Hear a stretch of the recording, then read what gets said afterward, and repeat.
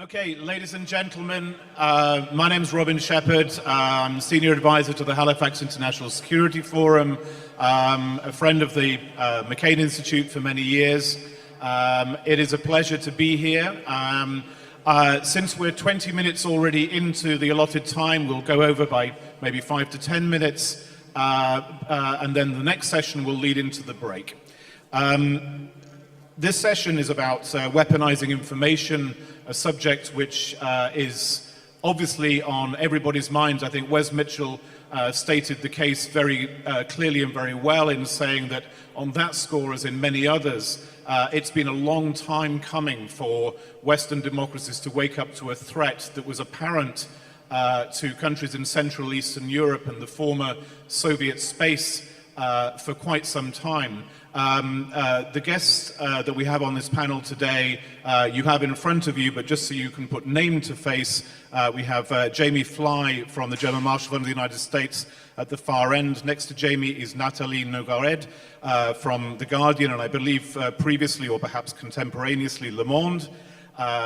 Jamie Kirchik from the Brookings Institution, and Mele Maigret, and it says here Cyber Exa Technologies, which sounds frighteningly corporate, but Mele was a national security advisor to two Estonian presidents, as well as having served at Cyber HQ for NATO in Brussels. So welcome to our panelists. This is going to be a free-flowing discussion, which is perhaps the right thing to do when we're talking about information wars. I just wanted to start off, since this is the McCain Institute's conference, and I was very struck this morning. I think everybody who saw the commemorations of Senator McCain by various people in the very opening panel this morning, and the memory of John McCain is very much a living memory, and one of the things that he fought for was an ideal which he wanted to put into practice, and that ideal, of course, can be summarized in a single word: freedom, which in his conception was neither an imposition nor a privilege, but a right. Now, the political philosophers of this world will debate whether freedom is a natural right, whether it's something that arises through the movement of society, or as Hegel thought, through divine providence and the immanence of the human spirit. The fact is that it is something we have to fight for, and it's something which exists in competition with other ideas.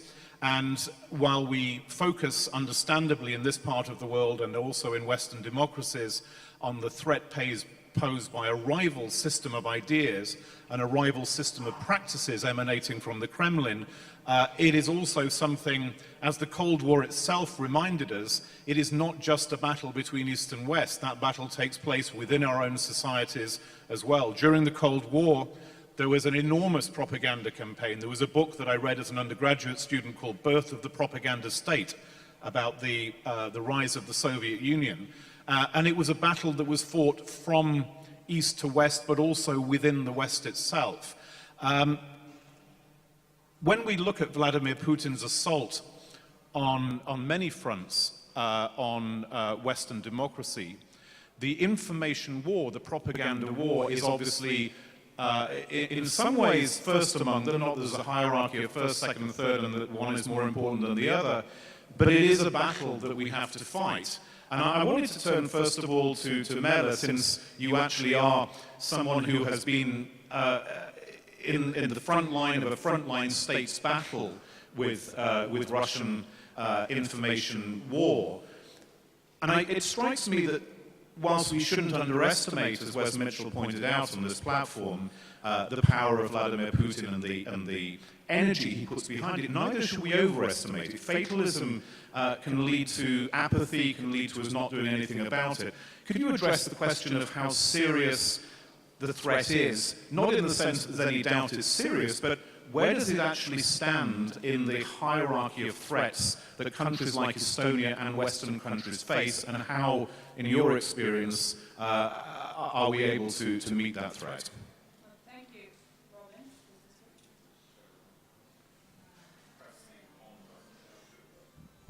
Yeah, it does work. Thank you. Thank you. Thank you for the question. And yeah, this is very pertinent. Happy to be back here in Tbilisi, first and foremost, after back in the conference and address this important issue. Indeed, I think that the state propaganda is as old as the states. It's only that it's been more efficient and at low cost now when facilitated by cyber. Speaking from the Estonian experience and speaking from the experience of both the National Security Advisor and former head of the NATO Center of Excellence on Cyber, well, one thing is obvious. We live in a digital age, and while it has brought along lots of benefits, it has also rendered us really vulnerable. And in the context of this panel, I think what is relevant is that digitization has really also overwhelmed us.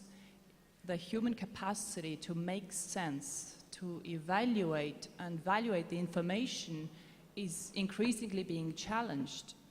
Whatever the Russian effects were on US presidential elections 2 years ago, one thing is clear.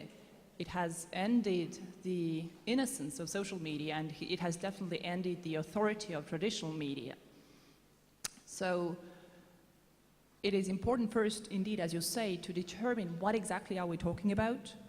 I think it's also then important to lay out what are the Russian objectives, and I'd be happy to share my experience. And then finally, what can we do about it? What can we do about the Russian threat? So what are we talking about? For me, first and foremost, it's important to maintain, for me, this is not a cybersecurity threat or cybersecurity attack, because no computer systems are really being attacked. Nothing is being hacked. Nor is this a military issue. If we think of cyberspace as airspace, military operations are only a small subset of the overall civil air traffic.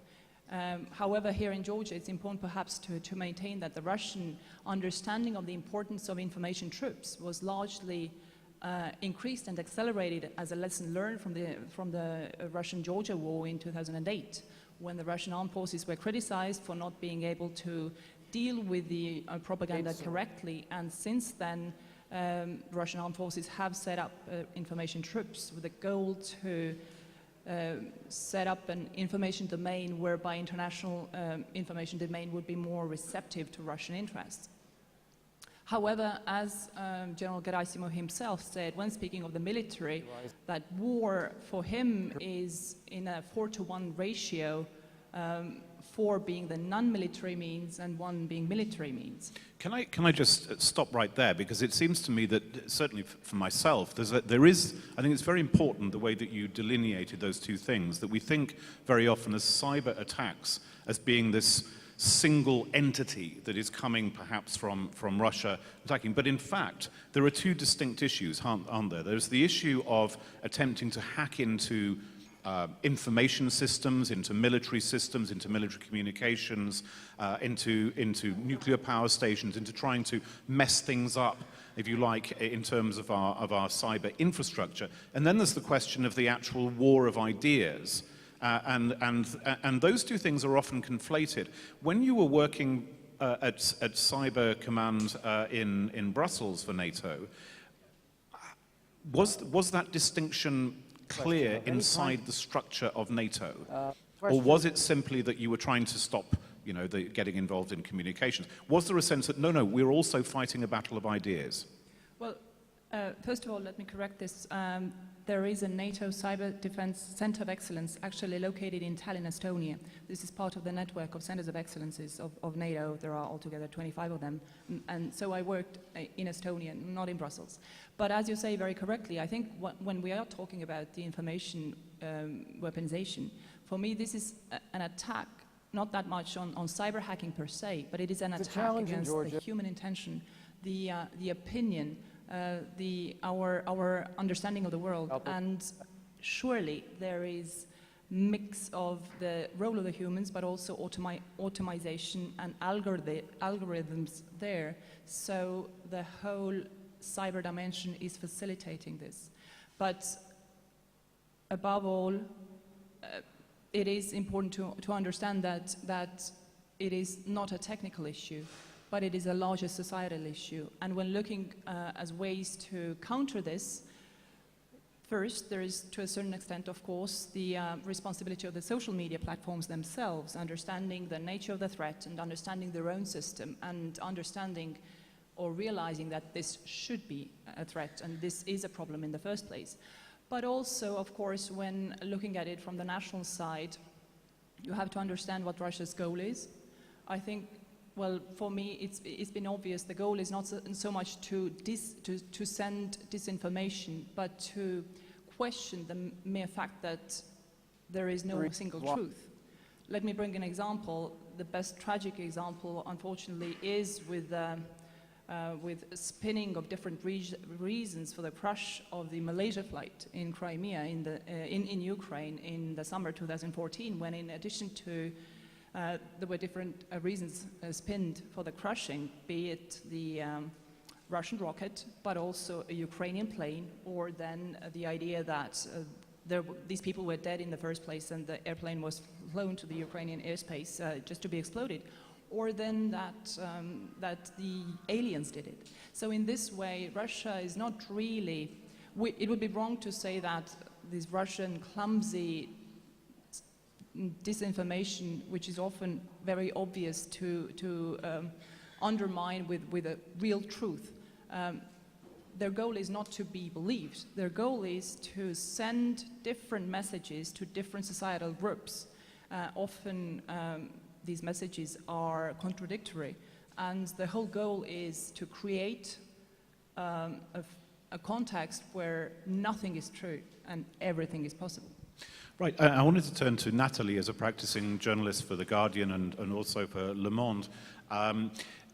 The point that Mele raises, that when it comes, I remember very well when I was working in the late 90s in Slovakia, and there was a case of Vladimir Mečiar was the prime minister, a very nasty piece of work, essentially a gangster, and there was a kidnapping of the president's son, who was stuck in the back of a car, driven into Austria, forced to drink a bottle of whiskey. And this also occurred in relation to the murder of a go-between who understood from the security services and the journalist and the media in Slovakia. Now, in those very specific incidents, just like the Dutch-Malaysian airline crash, it's extremely difficult for anyone to get to a definitive judgment about what's going on. It's very easy to sow discord when it's going to be extremely difficult anyway to find out what exactly happened. And in those cases, as Mele said, then muddying the water is something that someone like Vladimir Putin could do. But what can he do when it comes to the bigger questions about supporting or not supporting liberal democratic rule-based order? Isn't that a kind of losing battle, that Putin can send all sorts of bots into cyberspace, can manipulate however he wants to the question of, of Facebook and Twitter and all this sort of thing. But ultimately, if people in Western society are rooted and believe in their societies, well, Putin can say what he wants, can't he?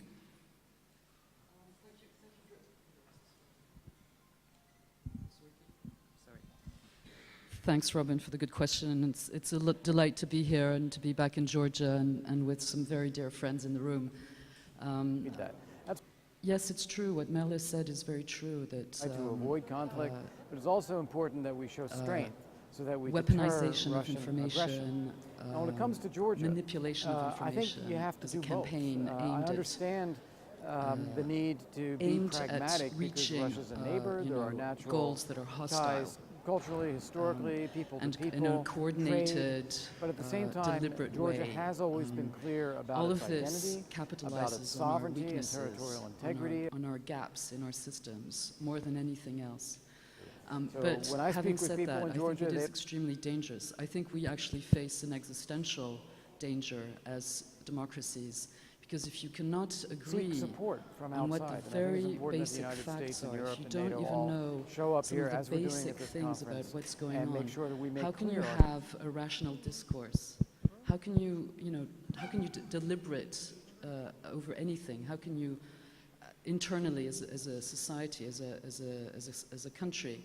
And how can you even carry out diplomacy at an international level if you never reach a point where you agree on basic facts? So we're learning about this new environment. You pointed out that many people in the West, in Western So Europe, I think were that's not the aware wrong of this question problem. to ask. The right People in question Eastern, is Central Europe Georgia were much an more aware of aggressor, it before or is we Georgia were. acting in self-defense? And so there's Clearly, been a because wake-up it's call, all inside Georgian and that's territory, good. And it we're is now by what we're definition doing acting in is we're self-defense. struggling to find answers, and we're struggling to find the solutions. And I think that will still take time, but at least we are aware of the problem. And you mentioned Slovakia, 1998. Sorry. There's so many examples now of that today.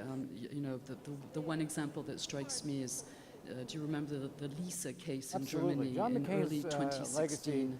is already There was enormous and it's only false going to grow. information He had several things produced that and were almost spread unique by for a politician in our Russian age propaganda today. websites. He was very that a strong young and resolute German when it Russian comes to girl, a defending teenager, values, had freedom, been democracy, kidnapped rule by of law, Muslim human immigrants rights. in He Germany. was always willing And to she fight had for those disappeared things. for 30 hours. Second, he Her was willing to family was stand for those values desperately and looking for her security for at the 30 same hours. time.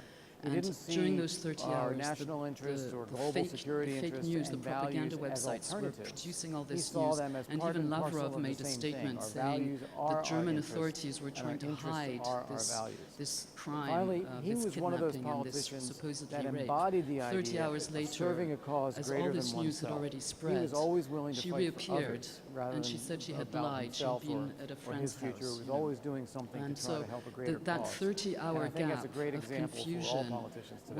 was the weakness of Thank you. know, the whole media environment, that nobody was able to counter the spread of that propaganda and those lies in those 30 hours. So speed, reactivity are going to be very important. And one case where this did work was in 2017, the Macron leaks. I can talk about that more if you like later, but the Macron leaks, remember the presidential election in France, 2 days before the second round, the final voting, there was a massive leak of, I think, 9 gigabytes of data by propaganda websites, spread by alt-right websites, and it was aimed at destabilizing the election and trying to damage the chances of Macron. What happened is that the Macron team and French agencies, official agencies, countered that in several ways. One way they did it is that they called it out. They said immediately when this happened, this is the result of doxing, you know, stealing documents from websites of the campaign and releasing them online. And then they said, beware, because we, the Macron campaign team, were aware of this hacking, and we injected, in the documents that were stolen, we injected false documents. So if you read emails that are released on these websites, be aware that some of them, we fabricated them ourselves to trick the hackers. And so nobody can know what's true, what's not true. As a result of this, partly as a result of this, French media organizations said, we are not going to touch the content of this hacking and this leak because we don't have time to check any of its contents. It's 2 days before the election, so we're not touching it. And this had an effect, actually. It's not the only reason Macron got elected, but it was an interesting counter-reaction to aggressive information manipulation. Thank you. Jamie Kitchik, Natalie raised, bouncing off Melle, this point that there are very specific instances. This is not a crude attempt by the Kremlin to launch out on largely futile attempts to say democracy is wrong and authoritarian is right and so on.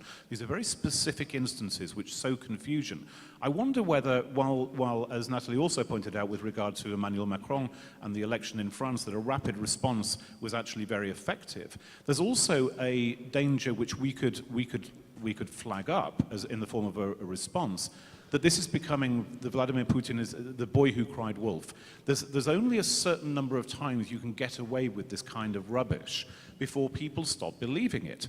And but they will only do that if it's actually flagged up to them that yes, there's a train of events here that is emanating from Russian propaganda and it's actual nonsense. And so every time you try it, there is a diminished effect. Is that something that we can? But of course, this won't happen unless we actually develop the narrative and explain clearly to people that there is this train of false events, starting perhaps with the Malaysia airline crash, about the little green men in Ukraine, about the kidnapping in Austria. If you put this together as a narrative, this could actually be quite effective, couldn't it?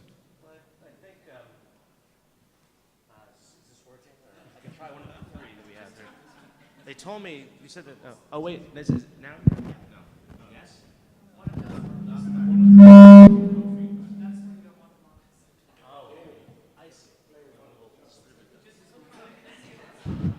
Sorry for the confusion. I think part of the reason why these cases have worked, it's not just what the Russians are doing, it's our own failures at times. I mean, you mentioned the Lisa case. You know, 3 weeks before the Lisa case in Germany, there was Cologne.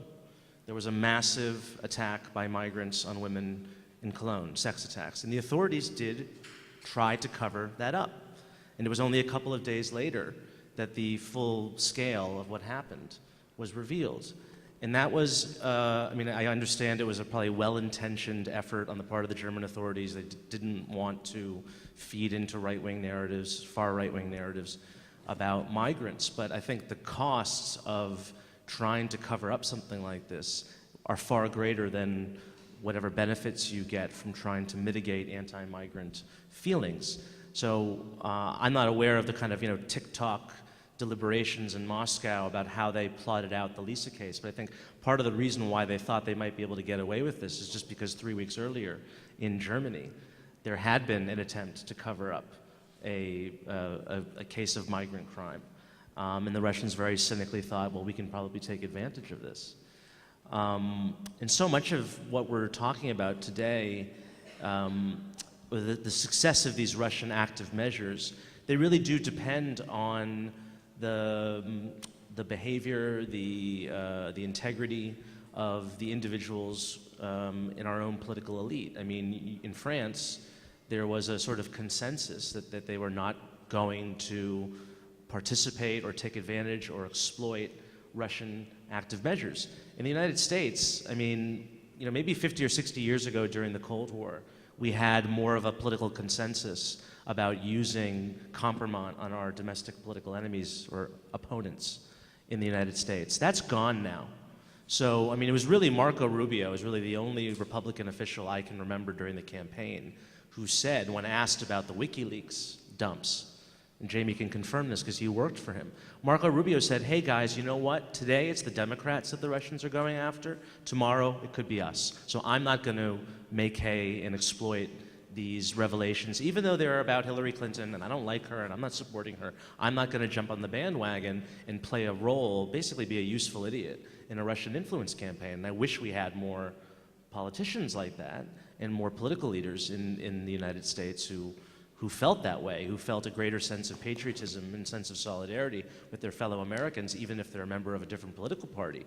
So those are, I think, the 2 points I would make. Thanks. And you mentioned that, and I introduced Jamie Fly, that you worked for Marco Rubio. You also work currently for GMF, the German Marshall Fund, which I once had the privilege to be a senior transatlantic fellow for. And GMF is taking this rather seriously, the question of propaganda wars. Well, can you just tell us what GMF is actually doing right now in that sphere? Sure. We've started a bipartisan transatlantic project at GMF to learn lessons from our European partners, including countries like Georgia, about their experiences dealing with this threat, and also looking deeply at what's been going on in the U.S. and making recommendations to the U.S. government and to transatlantic institutions. I think just to pick up on where the conversation's been going, what worries me is that we still, I think, at least in the U.S., are fundamentally unwilling to accept the fact that the front lines are no longer just here in Georgia and Ukraine and elsewhere in Europe, but are really in the middle of our domestic politics. I was struck yesterday when Ben Hodges was asked, what would the U.S. do if the border was moved in a particular place in Estonia, and what would be the response? Well, the scary thing for me is I think borders are being moved in front of our eyes over the last several years. The lines of control are being moved, the front lines are being moved, and in the US at least, we're not stepping up to the challenge. There is, unfortunately, in a lot of our conversation, this sense that, well, this is the new normal because of technology, because of broader issues in our society, we're going to just have to accept this. Well, I think that's what Putin wants. I think it's what other authoritarians want. They want this to be perceived as the new normal because they're going to get away with it. They want to avoid the repercussions. And so I think it's incumbent upon us, certainly in everything we do, to state very clearly what's going on, and then also to come up with much better deterrent policies. And Wes mentioned what the administration has said. Well, they've said, well, this is unacceptable. Well, that's great, but the reality is, as we get closer, less than 2 months now, to our midterm elections in the US, even the administration agrees publicly that this is still going on. So the administration has said it's unacceptable. The Russians are continuing to do it. Just last week, President Trump and National Security Advisor Bolton talked about the Chinese potentially starting to meddle in the US midterms. And we haven't seen a concerted response from this administration actually showing clearly to these authoritarians what the repercussions are going to be. That phrase, concerted response, is something that I wanted to come back to, and anybody can jump in at this point as they can during any of the questions and answers. And that is, it strikes me that there is always a challenge, I certainly won't say a problem because it's part of our strength, that when an authoritarian state confronts a democracy, an authoritarian state, by definition, is using the power of the state in a kind of unified way, perhaps clumsily, but sometimes quite cleverly. And then, as a Western democracy, we of course don't want to go down that road. We don't want to simply do the same thing in reverse and start inventing stories in Russia to show them, you know, to show them what it feels like. And also the sense of to use the phrase you used, what does a concerted response mean from a Western country? I mean, isn't it simply The Guardian, The Times, The Telegraph, Le Monde, Die Zeit, and so on, just doing their job? That's what democracies do. On the other hand, there's a question of organizations such as the International Republican Institute, the National Democratic Institute, the National Endowment for Democracy in the United States, Radio Free Europe. We do have resources which are in some way related to the state and the infrastructure of the party systems. What actually does a concerted response mean, Jamie? And then perhaps we'll go back across the panel. I think the first step, and also where we've been lagging behind in the US, is you need political leadership who are willing to clearly state what the threat is and raise public awareness about it. In all of our research and looking at different European case studies, the more you can build societal resilience to these tactics, the better off you're going to be. And the problem we have in the US right now is the actual investigation and the attempt to learn lessons from 2016 has in and of itself become part of the Russians' influence operation. If you go on social media and you just look at a lot of the debates about the Mueller investigation, about some of the congressional efforts to look at what the FBI was doing in 2016, there is a heavy Russian component amplifying certain fringe conspiracy theories about the investigations in and of itself. And so, you need clear political leadership to help make the American people aware of what the facts are. So that's the first step.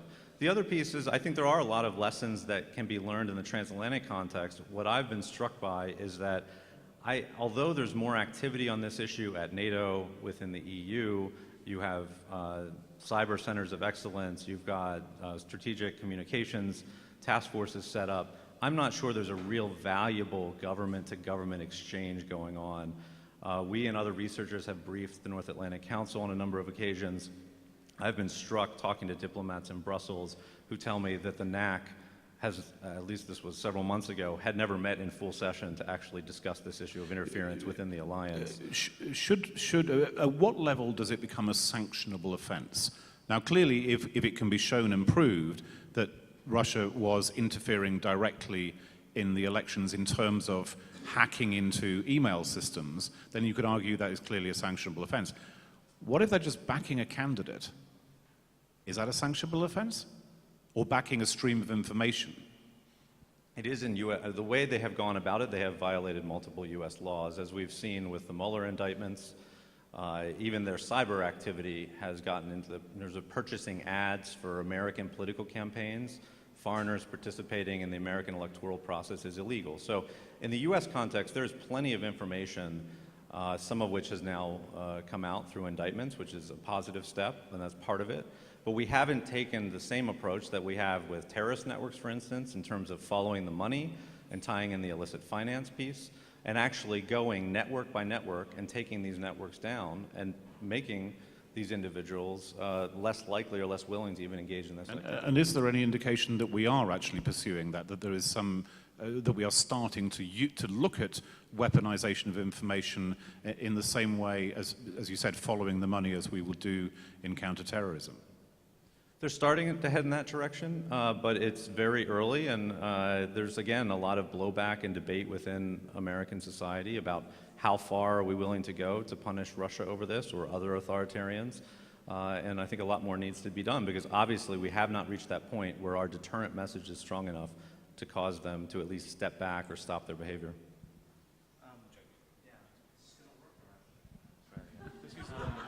If there had been as much, if the support of Russia for an American presidential candidate was as apparent in the 1950s, 60s, 70s, or 80s as it was for Donald Trump in 2016, I mean, there's no way that that hypothetical candidate would have won the party nomination, never mind the Republican Party nomination. I mean, Donald Trump was the most, pro-Russian presidential candidate since Henry Wallace in 1948.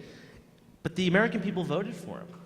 And so this is a deeper issue within our societies. I mean, I'm continually astounded that someone like Jeremy Corbyn remains leader of the Labour Party, in spite of everything that on a near daily basis comes out about this guy, that he's an anti-Semite, that he is pro-Russian, was pro-Soviet. I mean, literally every enemy of the West, this man supports. And it has very little effect on his polling numbers. So this is something within our societies. I mean, this is not an issue of, if we only expose, how bad these people are and how crazy their views are to the American people or the British people, then they'll wake up and they'll realize that we shouldn't support them. Clearly, that's not happening. So I think this is a deeper, we can talk about disinformation and what the Russians are doing all we want, but there is something gravely wrong in the West right now that candidates like this are getting so much support, I think.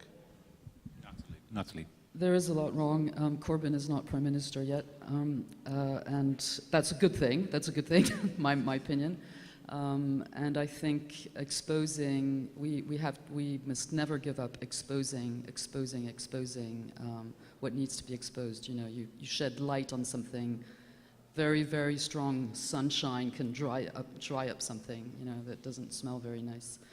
I think to go back to the question of weaponization of information, because if we talk about everything that's going wrong in our societies, it's a really, really big conversation, but to go back to weaponization of information, I think it's going to, as societies, we're all multi-stakeholders in what we hold dear. We are all stakeholders in the values and the principles we want to protect.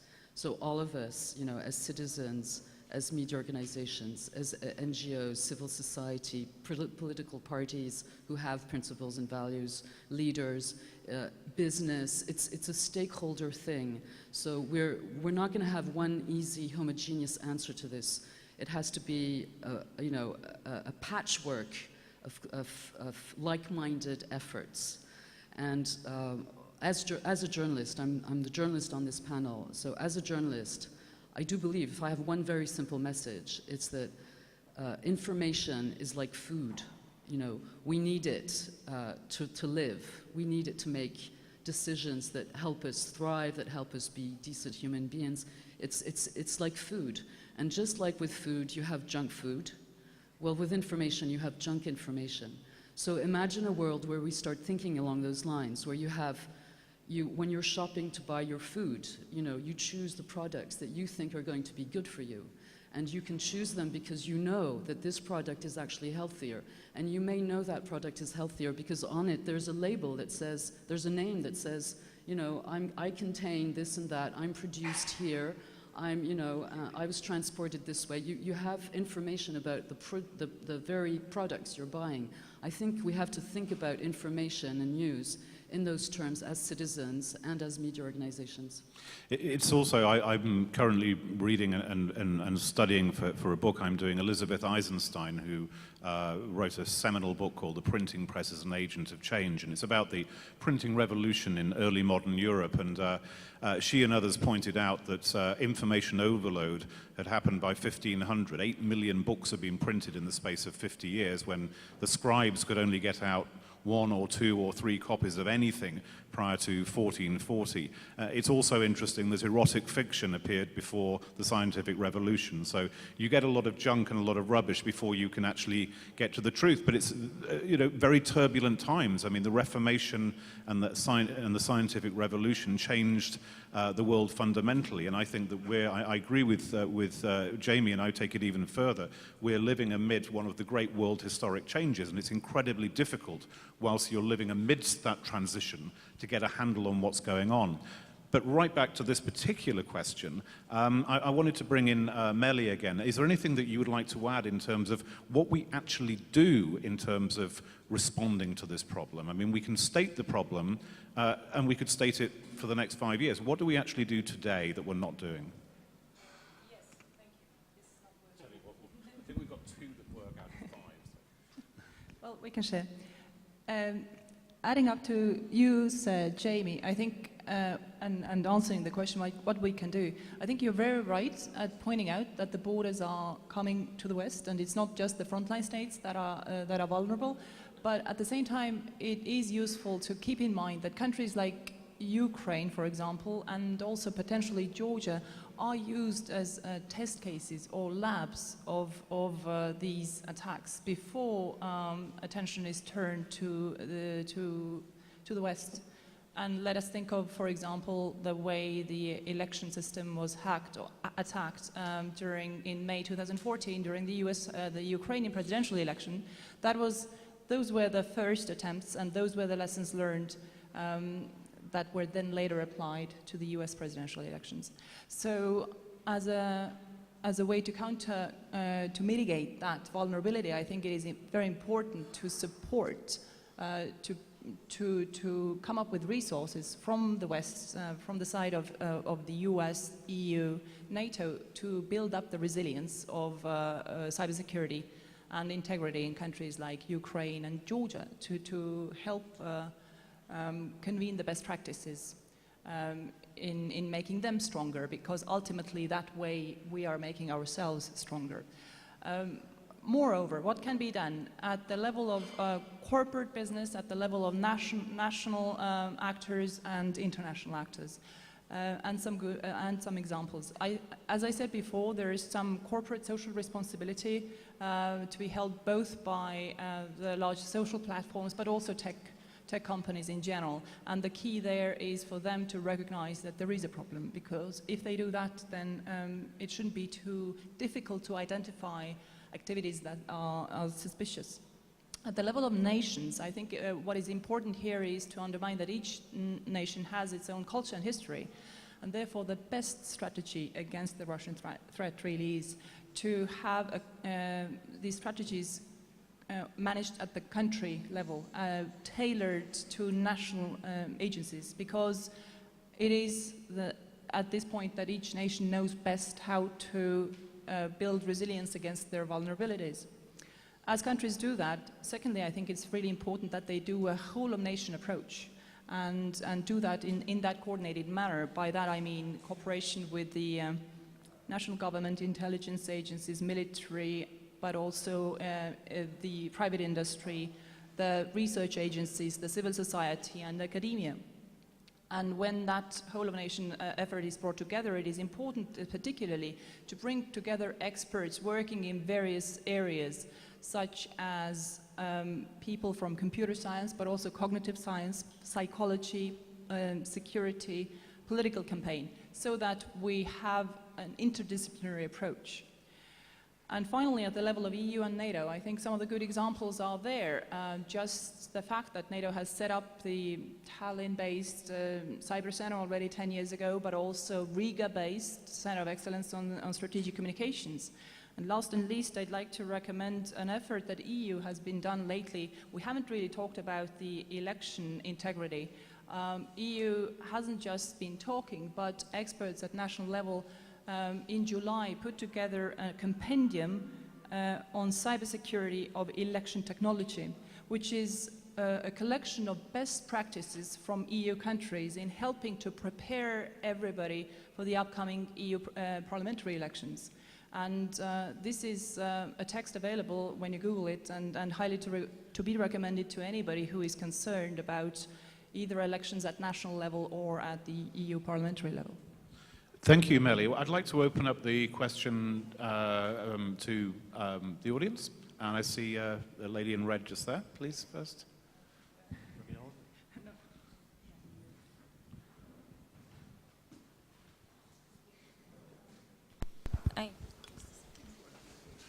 I think, sorry, Etobuzishvili.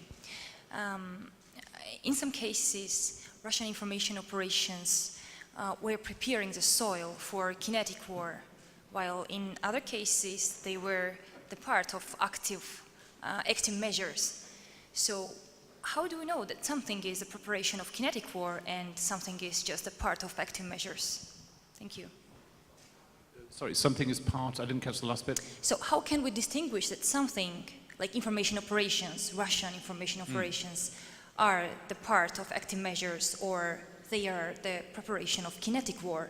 For example, Russia used information operations before a war in Ukraine and war in Georgia, but other cases they were just a part of active measures. So how can we distinguish between those two kinds of information operations?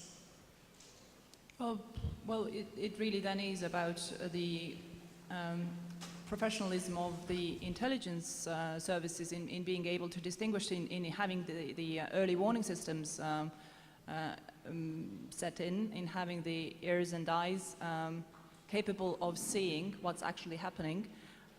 But it also addresses the prior work at the political level that has been going on in between allies on sharing threat perceptions, so that when the intelligence is actually seeing what's going on and when they are alerting the political elite about it, and then political elite at national level would like to raise this to other allies, that allies would actually hear, so that they would know and they would have a similar threat perception.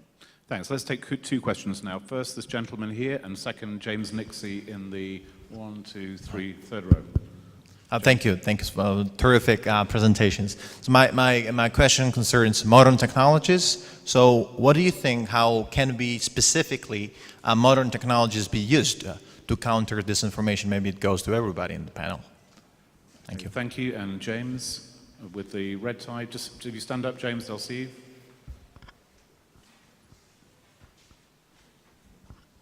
Thank you. Actually, this is an extension of the last question, which is, but particularly to Merle and Jamie on the right, that is, have your organizations given any thought to what, in information warfare terms, the Russians might do next? Okay.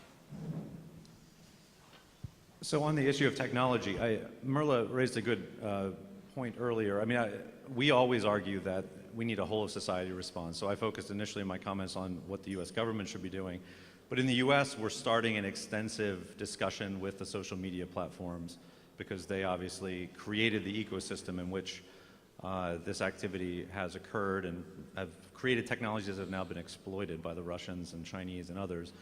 They need to do most of the work, honestly, in the US context at least. And unfortunately in the US, because of our system being different than many European governments, it's probably not going to be through regulatory pressure that they're forced to change. And so that's why you've seen congressional hearings trying to draw out information, increased emphasis on information sharing. Some of the tech companies have deployed technology to try to deal with this problem. So Twitter, for instance, is using algorithms to try to figure out which accounts are acting as bots, actually reducing fake accounts. They've eliminated thousands, tens of thousands, hundreds of thousands of accounts over the last several months, various times, partly by using technology. So there are ways that you can use advanced technology. I actually fear, though, about some of the future tech developments that are coming down the pipeline, leading us in the opposite direction. The Russians in particular have shown that they're very adaptable to these tactics. They change, as Merla said, country to country. They go in, they see what the media ecosystem is in that country, they adapt their tactics to it, and so they use different social media platforms. In the US, it was a wide range of platforms that they exploited. As people move to new platforms, they will likely continue to move with these tactics in the future. And the Chinese and others are probably going to be even more adept at this. So I actually think we need more conversation. We're still fighting the war of 2016 or the ongoing war right now, and we're not actually having enough of a conversation about where future social media platforms go, the increased use of artificial intelligence, things like deep fakes, fake videos, and which can have very disastrous consequences in American politics if you have a fake video or fake image that gets circulated at a key moment in a campaign. We're really not focused on where the future technology is going. We're still arguing about a lot of the things that happened in 2016, unfortunately. It strikes me, I'd like to bring in Natalie, if I could, now. There is a limit. We're not helpless in this battle, are we? I mean, if I see something on Twitter, which perhaps has been sourced to a bot in Russia, telling me that the capital of Indonesia is Paris and the capital of France is Jakarta, well, I know it's nonsense right away. I mean, democracy has always been about trusting the people. I mean, the American Constitution rather famously starts out, "We the people." People are not absolutely stupid.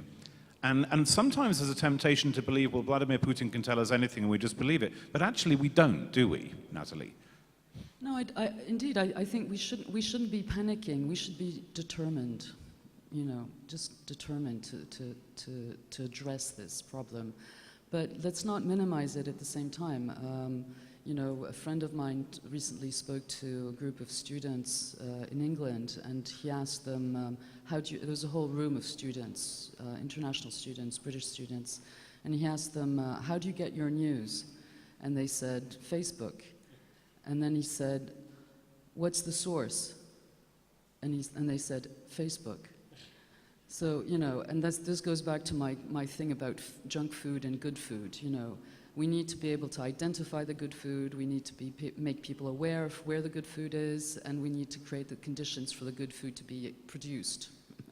But, I also, this is a side comment, but I do want to throw this in because, we're sitting here, we have great American friends around us, and we've mentioned the question of leadership. We have, as people attached to liberal democracy and the notion of the West defending its interests, we have a problem in the person of Donald Trump. And I do want to raise this on a panel about weaponization of information. Merle, you mentioned the efforts of the EU against information manipulation. Just recently, John Bolton, who's part of the US administration, said that the EU was about the dissolving of national sovereignty in Brussels institutions. And he said, God bless the people of the United Kingdom who decided to pull out of the European Union. This was just this week. We have a problem also with that kind of fake news. I mean, the very fact of describing the European Union, a high-level US official describing the European Union as an entity that dissolves nations. I think that's fake news in itself. I think it needs to be addressed. I think, again, if we're going to try to get back to some of the facts, this has to be addressed. We can't be sitting here and thinking about Western solidarity and hear this kind of comment and not address it. I just wanted to throw that in. Thank you, Natalie, and I think that also speaks to, did you want to come in, Jamie? Just a brief thing. Yeah. If you want to see a template of really dystopian potential Russian interference, I would look at what's been happening in Chemnitz in East Germany over the past week, where there was a murder committed by some migrants. We've seen massive far-right neo-Nazi rallies. And over the past couple of days, there's been controversy over a video which purports to show some far-right individual chasing down a migrant and beating him up. The head of the German Domestic Intelligence Service has not acknowledged whether or not this video is real. He made some statement doubting the authenticity of it. This has led to criticisms from people on the center left in Germany calling for him to resign, saying that he's sympathetic to the far right in Germany. So I'm not alleging that this video was created by the Russians. Maybe it is, maybe it's not. But I can easily see situations developing over the near future where the Russians do fake videos on both sides, faking videos of far-right people beating up migrants, of migrants beating up white native people in Sweden or Spain or France or wherever, and distributing these on YouTube and just letting it fly and seeing what happens. And that's what I'm really concerned about. And I don't think we're really, you can see what's happening in Germany right now. There's no capability to deal with this. The political class, the political leadership is tearing each other apart over this. We'll take Mele, and then we'll take one final question from the lady on the left there, and then we have to wrap this up. So we'll get everybody to have a final comment. But Mele, Yeah, please. exactly. Trying to answer the question, what's coming up, and building on what you said, James. Indeed, I think we are seeing more and more the human-machine collaboration in a mixing of algorithms, automation, as well as the role of humans in manipulating the perception of large groups of users online. And in a way, if one were to analyze this German case, so what was done, this is a typical offensive strategy against the target population, and this is how they do it. First, they take the population and break it down into communities based on interests, politics, hobbies, concerns. Then they determine what in each community, who in each community is susceptible to given messages. They determine what kind of ideas are flowing in these communities and what kind of narratives are going on in these communities. And then, built on the above, using machines also, a new narrative is being designed and pushed into that community. And finally, using monitoring and interaction, they determine the success of the effort and adjust if need be. So this is what we're seeing already, and this is coming on in large quantities, and where the difference is, when we spoke at the beginning of this has always been around, is that now large groups in societies are being influenced. Thank you. I'm sorry we don't have time for questions because we're going to finish in 3 minutes, but I do want to give every panelist, if they could just simply summarize, what is the single take-home point you would like everyone to take from your contribution? Perhaps start this way and work with the microphone along to Jamie. Okay, thank you. I'll repeat a message that I gave 2 weeks ago to the EU foreign ministers, saying that these types of discussions on cybersecurity and information security have to become the bread and butter in our foreign and security debate. And it is not so much about sophisticated technology solutions, but it is more about making our leaders, as strategic decision makers, understand that this is a discussion they should be part of, and they have a role in this, and they have a responsibility in this. Jamie. I would just stress public education is vital. My colleague Alina Polyakova from Brookings has drawn the comparison to public health campaigns about cigarettes. You know, every child now growing up in a Western country, most countries probably, they know from a very early age that cigarettes are not good for you. And we should similarly promote campaigns just to promote skepticism about information, so that people, check the label, they check where the information is coming from, so that they're not susceptible to disbelieving anything that comes across their Twitter feed or Facebook feed. It's also true that Jamie's a smoker, so bear that in mind. Okay. Nat. Please read quality information. Please turn to quality, serious media organizations. We spend a lot of resources producing good news. Please come to us. There are all the big names you know them all, the big newspapers. If you read in English, come to The Guardian. I'm not saying this for self-promotion, I'm saying, or my organization's promotion, I'm saying, be aware. If you have 10 more minutes online and spend it on quality websites. And contribute financially if you can. We can't continue to send out things for free on the websites. And also turn to the turn to Twitter feeds or websites that deal with all of this with a sense of humor. There's one that I like, it's called Darth Putin, and he tweeted not too long ago, nothing is true until the Kremlin has denied it. I'll just end where I started, and this is a message not so much for a Georgian audience as my fellow Americans and Western Europeans, is we need to finally learn the lessons of Georgia, which we've been ignoring for far too long. The front lines have shifted, and we cannot let it become a new normal. It's unacceptable. Thank you. Jamie, Natalie, Jamie, and Mela, thank you very much. Please join me in showing your appreciation. Thank you very much. That was very good.